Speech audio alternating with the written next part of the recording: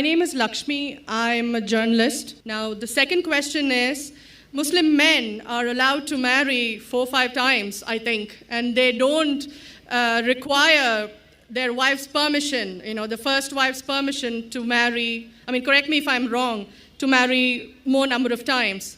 So I actually don't see any logic in this because I believe it's one man, one woman. That's the institution of marriage. So please clarify. Thank you. Now coming to your second question. In Islam, men marry 4 times, 5 times, and they don't ask permission from the first 5. Why? As far as polygyny is concerned, a man having more than one wife, Islam is the only religion, and Quran is the only religious scripture on the face of the earth which says marry only one. There is no religious scripture besides the Quran. I'm a student of comparative religion, which says marry only one. There is no verse in the Bible, no verse in the Bhagavad Gita, no verse in the Veda which says marry only one except the Quran.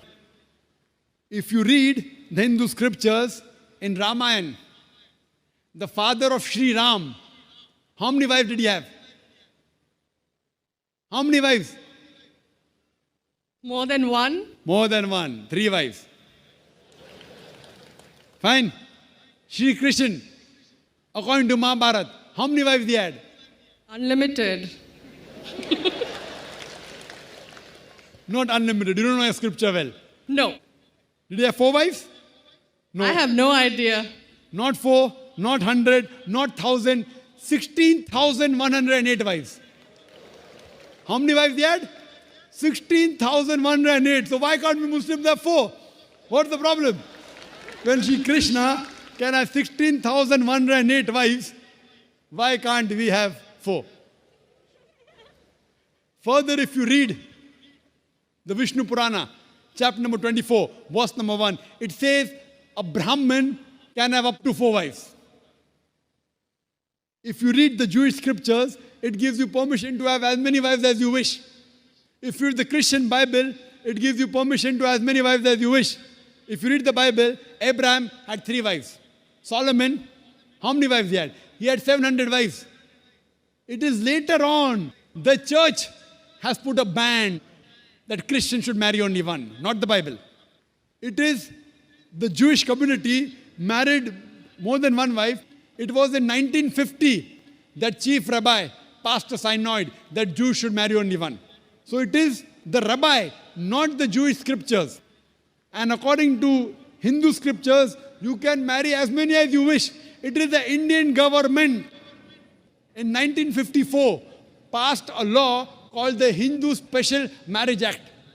Hindu Special Marriage Act, which says Hindus should marry only one.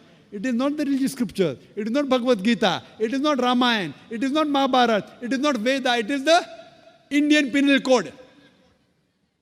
The Indian government, which has passed a law in 1954 that Hindus should marry only one. But according to the statistics of the status of the woman in Islam, if you read the government documents on page number 66, 67, it says that Muslims do polygamous marriages. You know what is the percentage in India?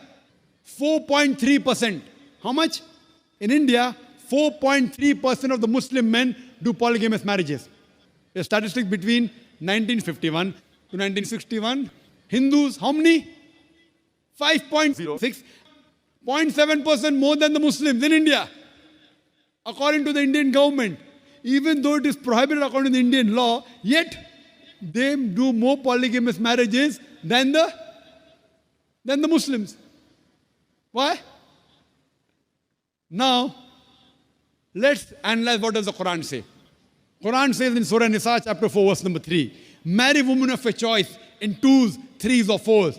But if you can't do justice, marry only one. This statement, marry only one, is only given in the Quran and no other religious scripture. It says, marry women of your choice in 2s, 3s or 4s. But if you can't do justice, marry only one. So if you want to marry more than one woman, one of the criteria of the Quran is you should do justice. If you can't do justice, you should marry only one. Now, what are the reasons, logical reasons a person can think that why has Islam permitted certain men to have more than one wife. Many non-Muslims think it is fard. It is compulsory for a Muslim man to have more than one woman, to have more than one wife. It's not compulsory, it's optional. It's not fard. It's not compulsory. How many Muslim men do you know who have more than one wife? How many do you know, sister? How many do you know? A few. How many? A few again. Few means 1, 2, 3, how many? Yeah, at least about 3. About 3. Have you heard of Dharminder? Yeah. How many wives he has? 2. Muslim or non-Muslim? Non-Muslim. Non-Muslim. Your previous chief minister, what's the name? Jayalalitha. Yes. Hindu or Muslim? Hindu or Muslim? Hindu. Hindu, fine. Now these are famous personalities. Fine. How many famous personalities you know in India who have got more than one wife? The 3 you know may be locality, fine? Yeah. Local, maybe friend in your neighborhood, maybe your colleague. In India, there are more non-Muslims having more than one wife than the Muslims. Now let us understand what are the logical reasons. Come back to logic now. Now, by nature, if you ask any medical doctor, he will tell you, male and female are born in equal proportion. Girls and boys are born in equal proportion. But any medical doctor, any pediatrician, any children doctor will tell you that the female sex, the female child is stronger than the male child. That's the reason there are more deaths in the male children as compared to female children. So in children's age itself, the female children are much more than the male children. As life grows on, there are people dying due to accidents, due to alcoholism, due to war. There are more males dying as compared to females. Today, if you analyze in the world, there are more females in the world as compared to males. There are few third world countries like India where the male population is more than the female population. And do you know why? The reason is because of female feticide and female infanticide. According to an article, a program which came on BBC by the name Let Her Die, the program was assignment. There was a British reporter by the name of Emily Buchanan. She comes to India and she says that every year in India, more than 1 million fetuses are being aborted after they identified that they're females. She says more than 3,000 every day.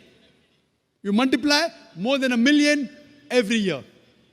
According to the Tamil Nadu government hospital report, she gives the statistics, out of 10 female born alive, do you know how many are put to death? 4. Sister, did you know that? Tamil Nadu, your state, your beloved state, according to the government statistics, out of 10 females born alive in the government hospital, 4 are put to death. There are billboards put in Rajasthan and here, which says that spend 500 rupees and save 500,000 rupees. You know what does it indicate? Spend 500 rupees, do ultrasonography, do amniocentesis, identify the child you're carrying is a female, abort her, and save 5 lakh rupees, 500,000 rupees. Maybe a couple of 100,000 upbringing her, and the remaining 100,000 in dowry. If you stop this evil practice in India, our beloved country, stop the female infanticide, stop the female feticide. Even in India, the population of female will be more than the male population. If you see the rest of the world, if you see New York alone, there are 1 million females more than males. In USA alone, there are 7.8 million females more than males. In UK alone, there are 4 million females more than males. In Germany alone, there are 5 million females more than males. In Russia alone, there are 9 million females more than males. And God alone knows how many millions of females are more than males throughout the world. Suppose I agree with your philosophy, sister, you said, 1 man, 1 woman. If I agree with you, sister, with your philosophy, 1 man, 1 woman. And suppose my sister happens to be in America, or your sister happens to live in America. And suppose the market is saturated. 1 man, 1 woman, saturated. Yet there will be 7.8 million females who will not find life partners. 1 man, 1 woman. Now the option for these 7.8 million females is either marry a man who already has a wife or become public property. You say, Dr. Zakir Naik, public property, such a harsh word. Sister, it is the most sophisticated word I can use. I cannot use a more sophisticated word than public property. According to the studies of America, do you know, on an average, a man, before he settles down with a wife, he has 8 different sexual partners. Do you know that? On average, 8. Some may have 1, some may have 10, some may have 20. 8 sexual partners before he settles down with one. So the only option remaining, so if my sister happens to live in America, or if your sister happens to live in America, and the option is given to her, and suppose the market is saturated, every man has found a woman for himself. And unfortunately, if my sister, or if your sister happens to be one of the women who has not found a life partner, the only option for them is either marry a man who already has a wife or become public property. Any modest woman would opt for the first. Sister, what would you opt for your sister? Marrying a man who already has a wife or become public property? My sister's too young to be married, so When she grows up and if she happens to go to America, or if you happen to be in America, third choice. what would you prefer for her? You're the elder sister. Would you prefer her becoming public property or marry a man who already has a wife and get equal rights? In Islam, if you have a second wife, you give equal rights. In America, the public property has got no rights. She's degraded. She's dishonored. In Islam, she has an equal right. She gets honor. What would you prefer for younger sister when she grows up? Sometimes it's difficult to speak the truth, sister, correct? Especially in front of such a large audience. Anyway, I've got your answer, sister. Thank you. And your silence speaks for that. So that's the reason in Islam, sister, men have been allowed to marry more than one wife is to protect the woman, not to degrade her. Regarding a question, is it compulsory that the husband should take the permission of the wife? It's not compulsory because if she wants to protect, if that man wants to protect another woman, a normal woman, I agree with you, sister, no woman under normal circumstances would like to share the husband. You have to agree. This is human nature. But if the woman is a good Muslimah, is a good Muslim woman, what she says, let a small loss take place to prevent a big loss. She will say, I know sharing my husband is a loss for me, but I would prefer letting a small loss take place for me to prevent my sister becoming public property. She's a good human being. So she would surely give permission to the husband to marry a second woman, if she's a good Muslim woman. But taking permission is not fard, it is preferable. But at least informing is a requirement so that he does justice between the two wives. Hope that answers the question, sister. Thank you.